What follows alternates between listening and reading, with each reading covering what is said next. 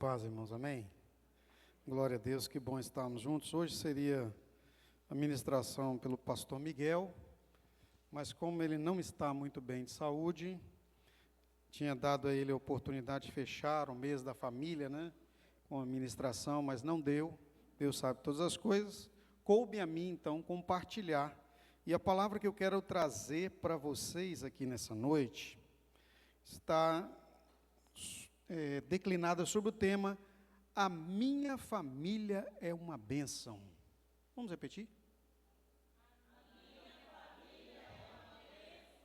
Esta é uma palavra profética, né? A minha família é uma bênção. Vamos para os Salmos de número 128, e aí é onde encontramos a palavra de Deus, né? Que nos dá as informações, o saber acerca do que nós podemos enumerar aqui, como realmente virmos a ter uma família abençoada. Diz assim o texto, eu quero até olhar aqui qual tradução que eu vou ler, para vocês não ficarem muito perdidos.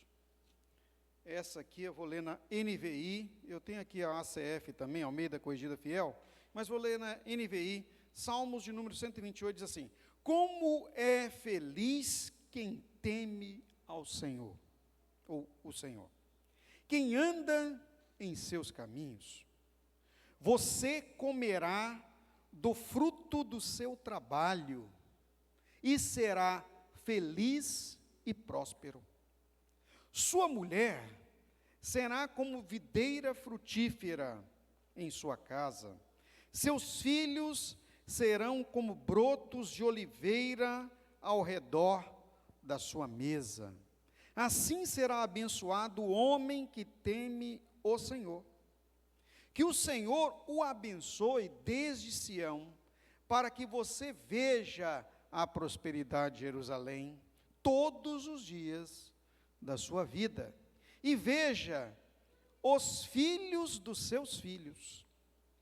Haja paz em Israel. Podem tomar assento, irmãos.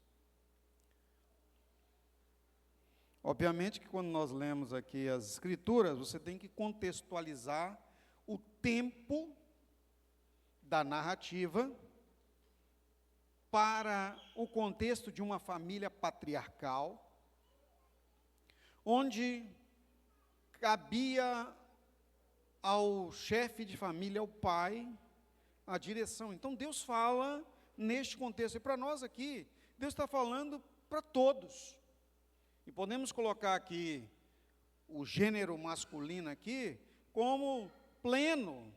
Vamos mudar para o ser humano. Como é feliz o ser humano que teme ao Senhor. Como diz a Fabrício, o ser humaninho que teme a Deus, não é isso? Como ele é feliz. Bom, tem aqui salmista, e esse salmo é providencial, ele é um salmo de Davi para o cântico, e ele recebeu o nome de o cântico do peregrino. E aí eu fui pesquisar, mas por que o cântico do peregrino, se é uma palavra para Israel, se era uma palavra para todos os patriarcas que detinham a responsabilidade da família? É porque o Salmo, em sua raiz de escrita, foi exatamente feito para o prosélito. Contudo, abarcou a todos os israelitas, mas era direcionado para um momento do prosélito. O que é o prosélito? O estrangeiro que residia ou que tinha relações com um israelita e se converteu a Deus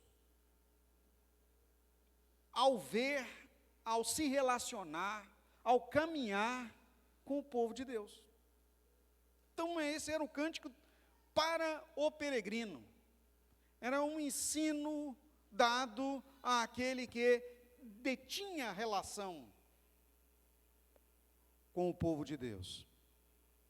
E nesses dias nós temos tanto tocado nesse ponto, né? Na mensagem do domingo passado, eu falei aqui, né, domingo próximo passado agora, acerca de que nós somos peregrinos aqui. Nós cantamos um cântico novo agora esses dias, que sou um peregrino.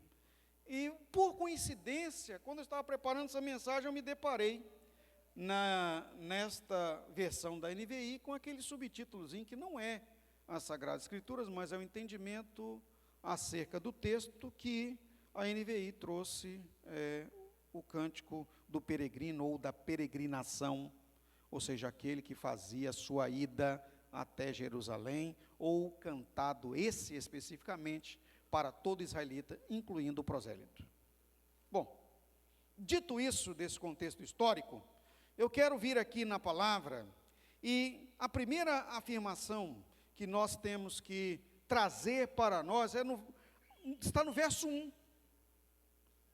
O verso 1, a palavra de Deus, como é feliz, diz, como é feliz quem teme o Senhor e que anda em seus caminhos. Bom, essa é uma afirmação que as Escrituras diz a nosso respeito, quando nós decididamente colocamos a nossa trajetória, a nossa caminhada, e daqui a pouco eu vou falar sobre isso, o que é andar, o que é caminhar no Senhor, na direção, na submissão, na ordem de Deus. Mas como primeiro ponto, eu quero aqui colocar para a nossa mensagem, que esta afirmação é uma afirmação de fé.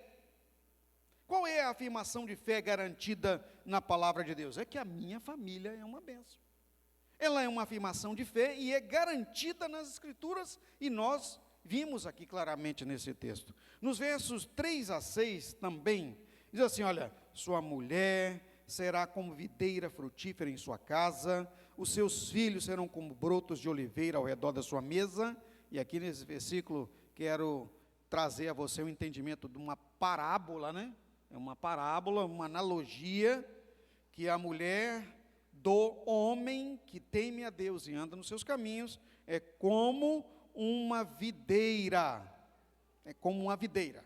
E se nós formos para as Escrituras, lá no Evangelho de João, capítulo 15, quando Jesus fala acerca da videira, ele diz, eu sou a videira verdadeira e vocês são os ramos.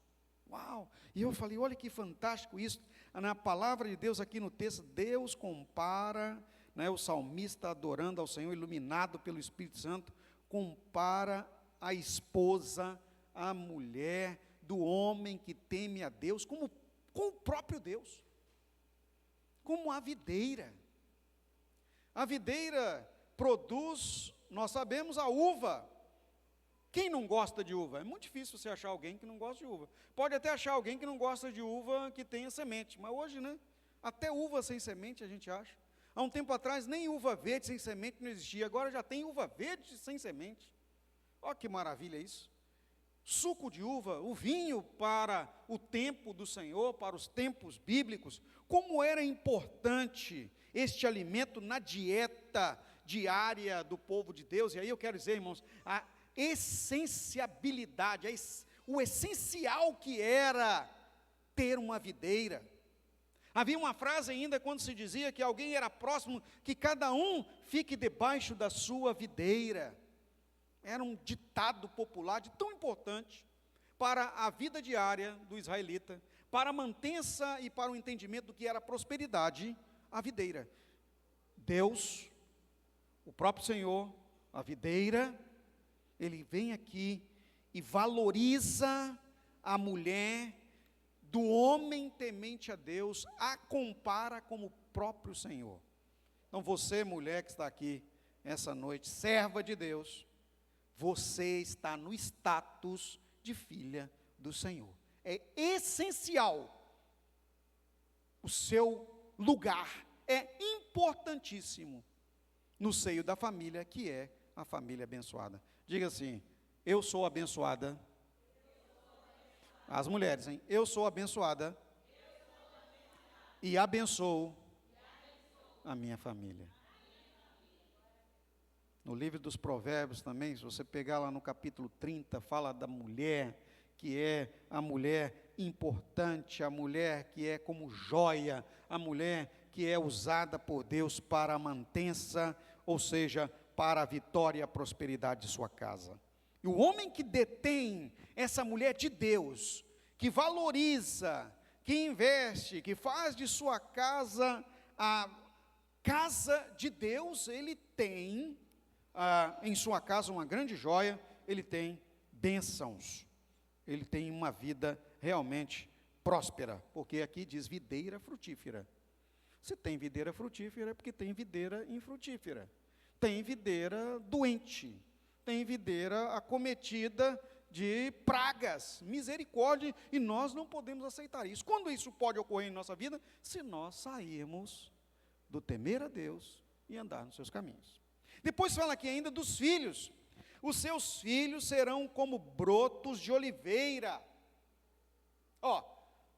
Volta aqui novamente aquela expressão inicial que eu citei aqui, da prosperidade, da bênção que existia, quando o povo de Israel reconhecia: cada um fique debaixo da tua videira e debaixo da sua figueira. O figo e a videira era importantíssimo na dieta, mas a oliveira, para o israelita, era essencial. Ela servia de alimento, remédio, também de riqueza. Até hoje, o óleo, que é o azeite de oliva das terras bíblicas da Palestina, são considerados um dos óleos mais valorizados no mundo.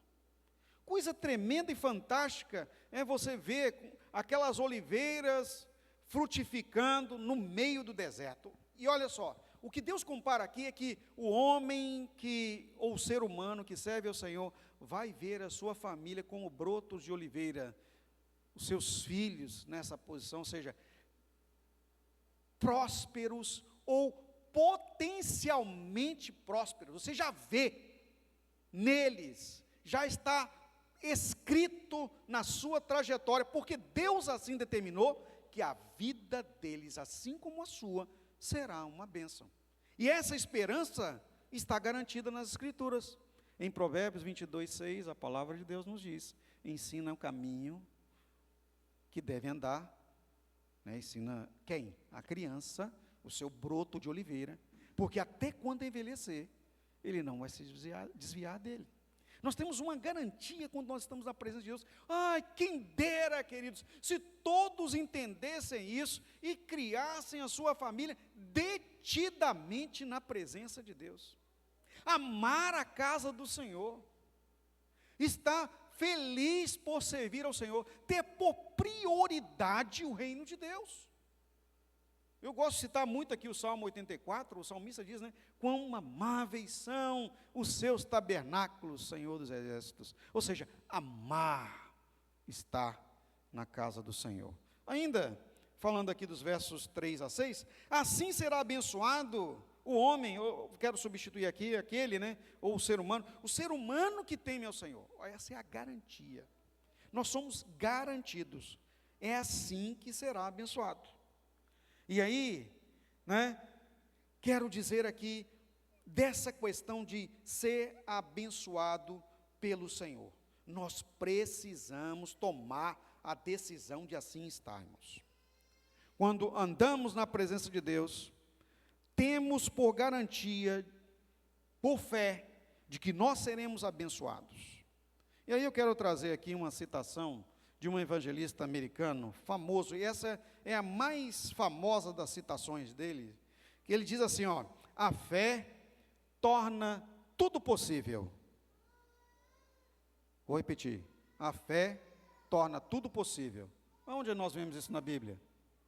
Tudo é possível ao que crê, A fé torna tudo isso possível, o amor torna tudo mais fácil. Sabe quem que falou isso? Moody, um dos grandes evangelistas, aquele que orou assim, Senhor, dá-me almas, dá-me almas, todo dia ele orava, Senhor, me dá almas, eu quero, Senhor, eu preciso de alguém para ganhar para ti. Ele disse, tudo a fé torna possível.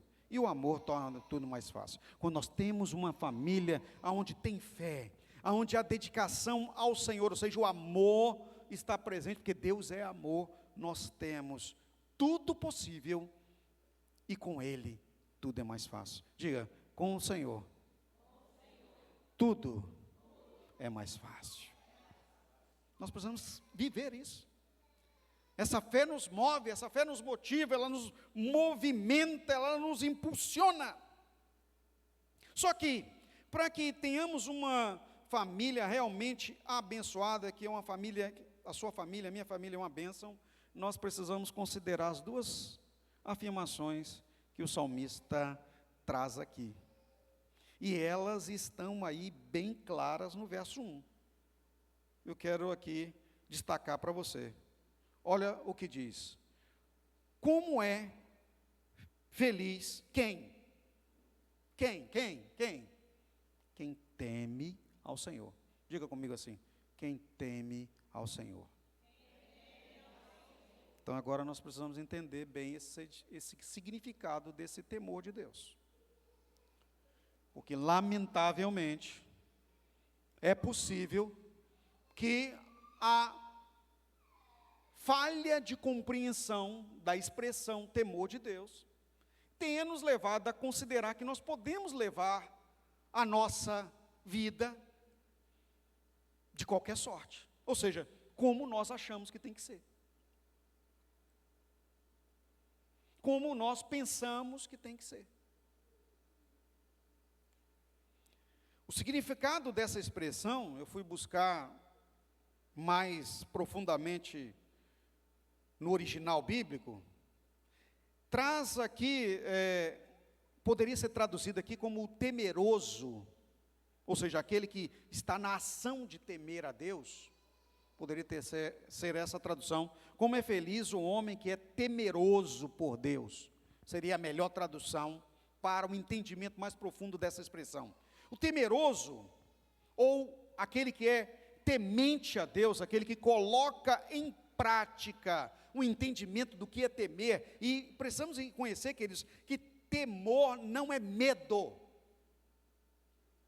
temor não é longe, é de perto. Isso aqui é muito interessante, dessa expressão originária. Quem teme não corre, quem teme se aproxima. Quem teme coloca aquele que é o seu objeto de temor como um referencial, como quem deve ser seguido. Comumente, o temor era muito expresso e muito exigido dos súditos dos reis. Não é? O temente ao rei era aquele que prestava as devidas honrarias. Exigia-se a expressão, não é? Aquele que respeita e honra ao rei, que quando se apresentava ao rei, deveria levar presentes. Por isso que veio essa expressão. Não era de medo, mas era de respeito, de entender o poder que estava sobre aquela autoridade. Então, a compreensão do poder que é de Deus e que está sobre ele, nos leva a nos apresentar diante dele de forma respeitosa, honrosa e dando a ele a dignidade e o reconhecimento do ser digno que ele detém. E isso não pode ser apenas quando estamos no templo, mas é durante todo o tempo de nossa vida. Durante todos os momentos que nós estamos no Senhor. Por isso aqui, que há uma distinção muito clara, que são dois argumentos, ou duas exigências. Temer a Deus e andar em seus caminhos. Num primeiro momento, nós achamos que temer a Deus e andar nos seus caminhos é basicamente, fundamentalmente a mesma coisa, mas é totalmente diferente. Porque aquele que teme é aquele que se apresenta em determinado momento ante a autoridade. Só que com Deus é diferente. Enquanto a expressão, eu não sei se vocês estão conseguindo acompanhar aqui, queridos, mas é realmente bem complicado de entendimento, parece até filosófico, mas enquanto que alguém se apresenta diante do rei, ele vai se apresentar diante da autoridade de poder e vai se afastar dela. Entenda isso, não é? Como a raiz da palavra. Mas quando o salmista diz aqui, não é qualquer um que está escrevendo, é Davi. Então ele tinha um entendimento de quem que se apresentava diante dele e de como era a vida fora da presença dele, não é? Já viram que as pessoas, às vezes, diante da face, diante da presença da autoridade, se comporta de uma forma e quando sai se comporta de outra. Então quando se apresentava diante de Davi, as pessoas apresentavam honrarias, né, diante dos reis, apresentam honrarias, apresentam a forma digna de se comportar, a vestimenta e tudo mais que o cerimonial exige. Contudo, quando saem, podem inclusive se virarem contra o rei, tornando-se opositores.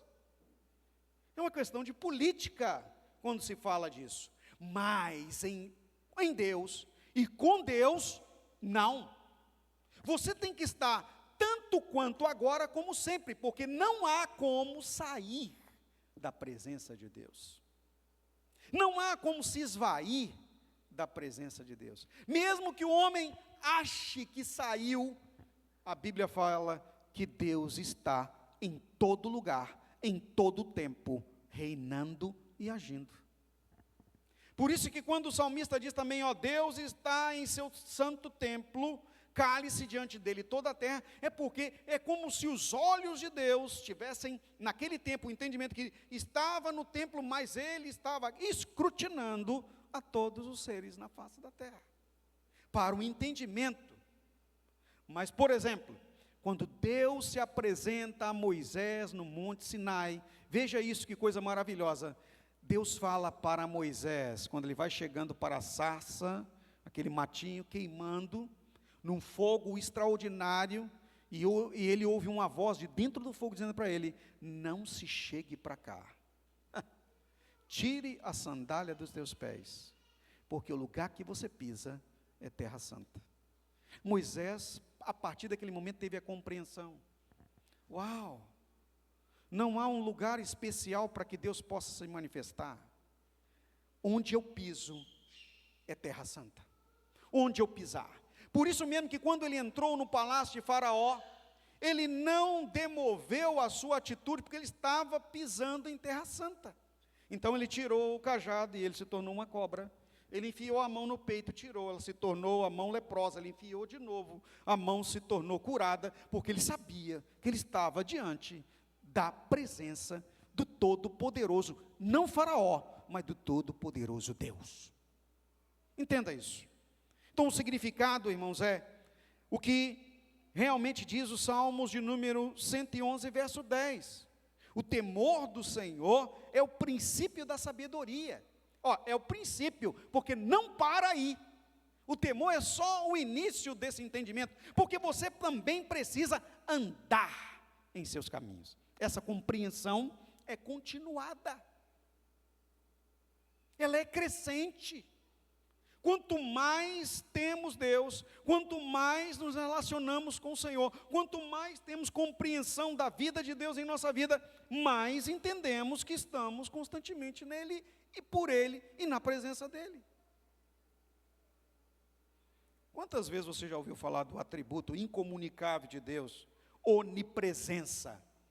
A onipresença, que é um atributo que só Deus tem, ele pode e está em todos os lugares ao mesmo tempo, não é? O salmista inclusive diz, Senhor, se eu subir nas mais altas montanhas, lá tu estás. Se eu descer na terra, o Senhor está. Se eu for no profundo da terra, o Senhor está. Se eu for no profundo do mar, o Senhor também está.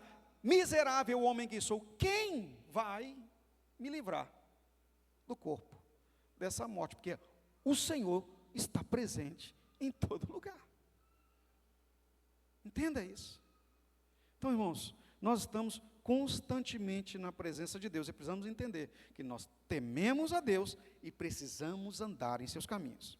O que quer dizer o andar nos caminhos de Deus? Agora entender um pouco mais. Não quer dizer que as Escrituras estão dizendo aqui que existem vários caminhos, igual alguns dizem, todos os caminhos levam a Deus. Não. A Bíblia diz que só há um caminho, e é Jesus. Ele mesmo disse, eu sou o caminho, a verdade e a vida. Está dizendo aqui, nessa expressão, os caminhos, quer dizer que cada um de nós tem uma jornada, uma trajetória aqui. E a nossa trajetória não é uma trajetória natural. Nós somos espirituais. Nós somos os agentes do sobrenatural. Então, quando andamos em nossa trajetória, que Deus vai determinando para que possamos caminhar, e à medida que nós vamos observando e obedecendo a ordem do Senhor, nós vamos andando na trajetória sobrenatural que Ele determina para que nós possamos andar, nós vamos manifestando a vida de Deus em nossa vida, por meio do nosso testemunho. Então, muito feliz, muito abençoado é aquele que teme a Deus, ou seja, honra a presença de Deus em todo o tempo da sua jornada aqui. É uma ação continuada. Irmão, se nós formos entender isso, nós vamos buscar sempre estar na presença de Deus. A nossa fé será aquela fé ativa da busca da presença do Senhor, do relacionamento com Ele. Não é distante, é próximo. Não é frio, é relacional, é de amor, é de convivência. Parece que essa mensagem está tão esvaziada, tão perdida nesse tempo agora, porque as pessoas estão buscando satisfação pessoal e reforço da sua posição, de seu status. Mas eu garanto a você, que uma vez que você entender, que esses dois aspectos que o salmista Davi traz aqui, forem contemplados pela sua decisão de servir a Deus e estar com Ele, você vai alcançar todas as bênçãos de Deus. Como diz Mateus 6,33, todas as demais coisas te serão acrescentadas. Então nós não podemos negociar e nem abrir mão da nossa fidelidade ao Senhor, queridos. Isso em todos os aspectos. Não deixem as coisas de Deus para depois. As coisas que envidam ou que se relacionam com a honra a Deus, o temor do Senhor, a direção de Deus em nossa vida, tem que ser prioridade, como diz Mateus 6,33. É primeiro lugar. Não negocie isso. Não é? Desde as coisas mais simples. Tem gente que acha que a mais valorizada na igreja, por exemplo, é você ser fiel a Deus nas suas finanças. Não, isso é o mais simples, mas é tão simples e tão necessário que você não pode colocar em segundo lugar. Não faça primeiro as suas coisas, para depois fazer o que é de Deus. Inverta isso. Faça primeiro o que é de Deus, depois faça as suas coisas. Que as suas coisas não são suas, são as de Deus, e Ele já determinou a ordem, Ele já determinou como deve ser. Prioridade, o reino dEle, depois as outras coisas Ele vai acrescentar a você, porque é assim que Ele faz. Não adianta eu fazer as coisas do meu jeito, eu tenho que fazer também da forma de Deus. Isso é andar em seus caminhos. Isso é obedecer o regramento. O regramento da casa de Deus é esse, irmãos. E nós precisamos entender isso. Às vezes nós até falamos isso para os nossos filhos. Você está dentro da minha casa, as minhas regras. Você está no reino de Deus, as regras não são suas, elas são do Senhor. Então, conserta hoje e começa a andar nas regras do Senhor, que você vai ter dele todos os benefícios de seu reino. É fato. É assim que funciona. Quando a oportunidade, para finalizar a palavra, o último ponto, quando a oportunidade da bênção está disponível, nós não podemos perder, não podemos abrir mão de usufruir da oportunidade, né? Não podemos abrir mão de ter tudo o que Deus está dando, porque tudo dele é nosso. E aqui eu me reporto lá aquela passagem que Jesus disse acerca do pródigo. O que estava na casa O filho que ficou em casa, não aquele que saiu, gastou dissolutamente, depois lá foi recebido pelo pai. Amém, glória a Deus. Que bom que ele voltou e o Senhor o salvou, recebeu de volta, mas eu gosto de me centrar naquele que ficou em casa. Nós gostamos muito de falar que o filho foi, voltou, o pai recebeu, colocou um anel no dedo dele, queimou um bezerro cevado. Ai, que lindo, maravilhoso. Mas ele não ouviu do pai o que o pai falou para o filho da casa. Meus irmãos, nós precisamos ser o filho da casa. Quando ele estava entristecido porque viu aquelas coisas todas que o filho pródigo estava recebendo, o pai dele sentou ele do lado e falou assim: vem cá, meu filho, deixa eu te falar uma coisa. Entenda, compreenda, tudo o que é meu é seu. Uau! Até me arrepia. Não abra mão do ser da casa. Não abra mão do ser da família de Deus.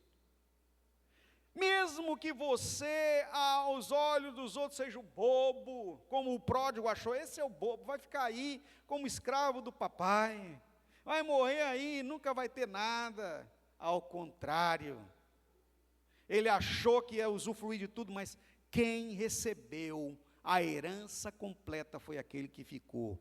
Tudo que é meu é teu. Repita comigo. Tudo que é de Deus. Opa, vocês estão aí, gente? Tudo que é de Deus é meu. Uau. Aleluia. Às vezes, irmãos, eu estou numa situação difícil, porque no mundo a gente tem aflições, e a gente olha assim, puxa, será? Aí Deus fala, tudo que é meu é teu. Você só está aqui peregrino aqui agora, isso vai passar. Irmãos, você que está começando a vida, os adolescentes aí, pode olhar as coisas, está tão longe, eu também achava assim. E eu, cada dia que eu vou passando, cada ano da minha vida, eu vou entendendo, eu estou mais perto de Deus. Esse ano eu faço 55 anos, e eu vou olhando assim, olha, se eu viver muito, eu vou viver aí, de saúde, uns 70, 75, 100 anos, isso para quem é muito saudável. Está perto. Já passei mais da metade de estar aqui. Sou um peregrino. Eu estou voltando para casa. Eu estou voltando para casa. Cada dia que passa, eu tenho certeza, eu estou voltando para a minha morada. E eu vim aqui para realizar uma obra. Eu estou aqui pregando para vocês, porque Deus me mandou ficar aqui para realizar essa obra. Eu sou um privilegiado, porque eu volto para casa. Aí eu entendi o escrito de Billy Graham em seu livro De Volta ao Lar. Ele diz, mais do que combater o combate, mais do que terminar a carreira, mais do que guardar a fé, tudo isso eu também fiz como o apóstolo Paulo, mas eu tenho consciência de que eu sou abençoado, porque eu estou voltando para casa com muito mais idade do que ele. Olha que isso, irmãos. O nosso propósito, aquele que vive mais, tem um propósito mais longínquo. Nós precisamos entender isso. Nós precisamos entender isso. Deus está nos dando oportunidade, irmãos, de viver essa bênção. Ela está disponível. Ela está às suas mãos, ela está ao seu alcance, Ele te deu. É a vida de Deus na sua vida. Que Deus prospere na sua família, mas por meio de você, porque tudo que é dele também é seu. Faça acontecer na sua casa, na sua família, naqueles que se cercam, viverem Jesus como você está vivendo. Deus abençoe a todos em nome de Jesus. Vamos colocar de pé.